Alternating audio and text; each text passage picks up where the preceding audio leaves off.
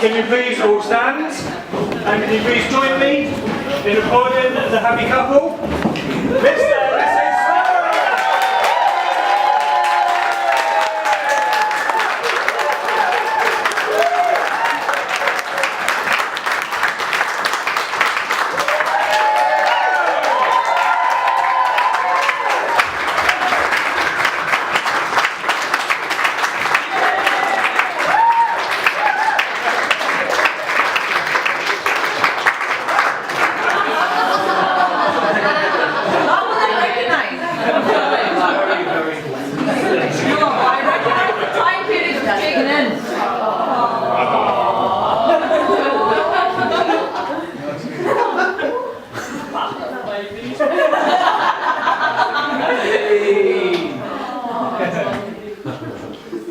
Guys, I can't tell you how amazing it is to actually have you all here. Just seeing so many people from different parts of my life in one place. It's just amazing. It's the best day of my life. Thank you so much for being here and making it. And I basically get the easy job. I have to thank everybody. And generally make you all feel very welcome. You are all very welcome today. Very glad you're all here. And just first of all, I'd like to mention all the special efforts being made by all the groomsmen and the bridesmaids and the best man, and not just them, but everybody as well. So many people have gone above and beyond helping us set this up and get this ready and prepare it, whether it's doing decorations or making food, or, I mean, everyone's pitched in and just made an amazing day for all of us, hopefully, and certainly for us. Yeah, definitely. So, yeah, it's brilliant, yeah. And some people have really just gone above and beyond. Yeah. I mean, Sue, you've been baking for about 3 weeks solid. If you haven't already, if you go and look at the cake she's made, it's incredible, and don't really want to cut into it. Seems like the appropriate place to start is with the new parents-in-law, Mike and Sue.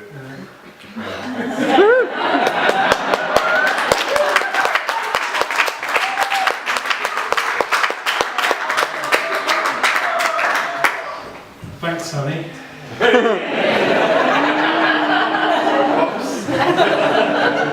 It's always daunting for a young man meeting a new partner's parents. So the whole thing's been a bit of a fairy tale, really.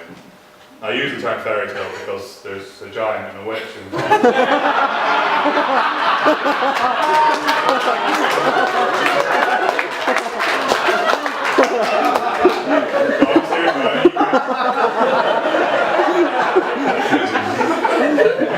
You couldn't have made me feel more welcome in the family. I mean, really, from day one you have. And there's often a line trotted out around this point in the speech about how I've gained a family, but really that's all news. That happened years ago, and you guys made me feel so welcome. Although, I have to say, I couldn't figure out to begin with whether Sue was being hospitable or trying to kill me. See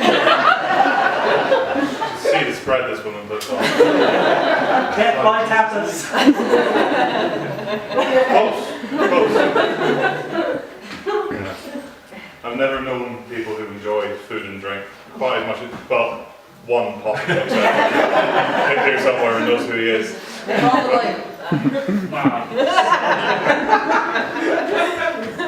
So it was only right for me to get on board with this and, show solidarity. You can see from knowing you two where Emily gets so many of her best qualities. Her kind nature, her considerateness, her patience. You can see where it all comes from, as well as her competitive streak and astonishing capacity. You guys, and Holly as well, part of the family. It's been a real privilege getting to know you, Holly. Although she is a serial cheater at games, and I've been watching you closely. Your iPhone isn't going to work up here. And just, Lynn, where's Lynn? Lynn, you're amazing. You're a wonderful human being.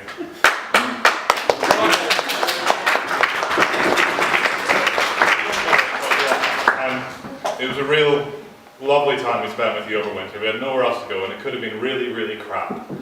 But you made it a really nice time for us. It was difficult for us, and you were just amazing. Although, I think part of the reason why we got on so well is because you've never really heard anything that I say. And I do have to say, say, if I hear the Buffy the Vampire Slayer theme tune one more time, she watched all of them without moving. One more time, I'm done. And 3 boys as well. Luke and Tom and Joe, you've been a huge part of making me feel so welcome in the family, and you're all very supporting and encouraging people in your own ways, and you're wonderful people. And Cass as well, wherever you are. I love you all very much, and I'm privileged to have you as family. Thank you.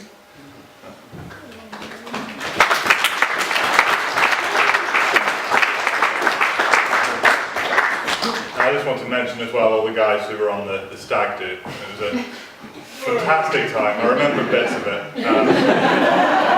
I've been that ill since I was about 16. Not as ill as...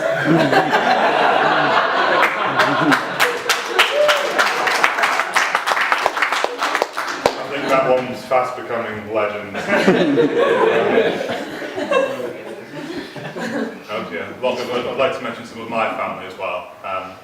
Roz and Marilla are here somewhere. Where are you guys? Back there. And up there.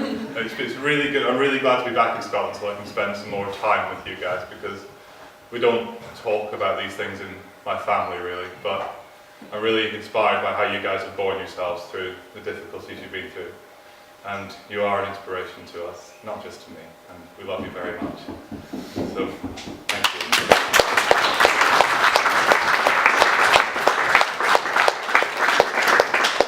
Fortunately, Teresa, my mum, had to leave. They will hopefully come back later, but I'm still going to say nice things about them, even though they're not here. You might watch the video one day. I might.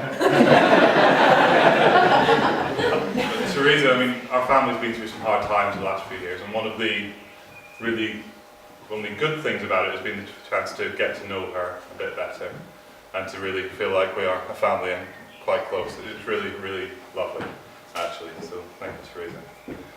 My erstwhile best man, been slaving away over a hot stove all morning, getting all that food ready for you, and trying to cram himself into his coat. I mean, anyone who's got brothers will understand. I mean, on the face of it, it probably looks like we don't really get on. But most of our lives punching each other in the arm, squabbling, but Hello, places.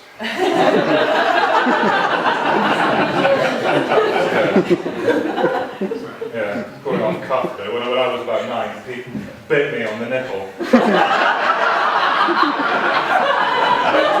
about 2 years.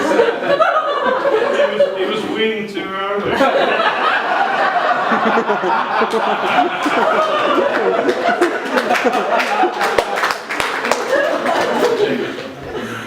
Peter, you are and always have been very important to me, and I love you very much. I'm honoured to have you as my best man.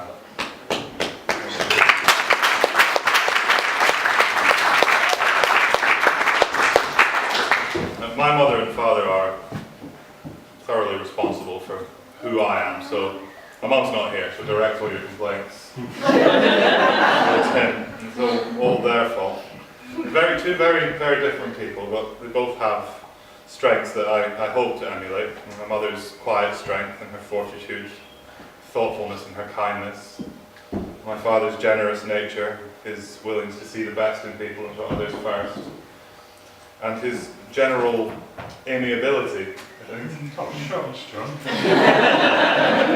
If I go even halfway to emulating these things, I'm doing very well indeed. I thought you just wanted me for my money. That as well.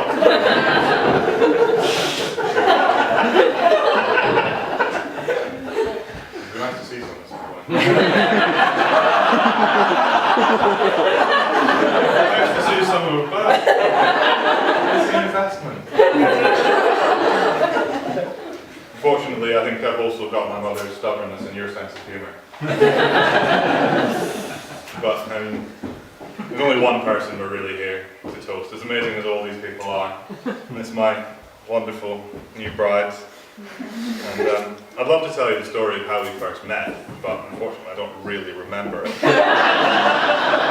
was at a wine reception in York, and Harry and me had been abusing the free bar. I think you said by the time we met I had a glass in each hand and was swaying slightly. Yeah, you had a glass in each hand, and just kind of went, oh, hi.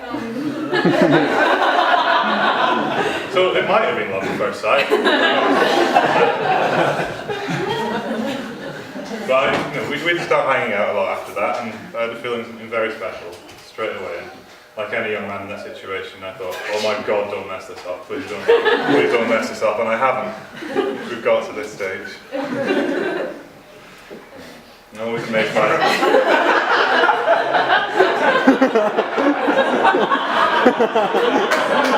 Yes. Right on the topic as well.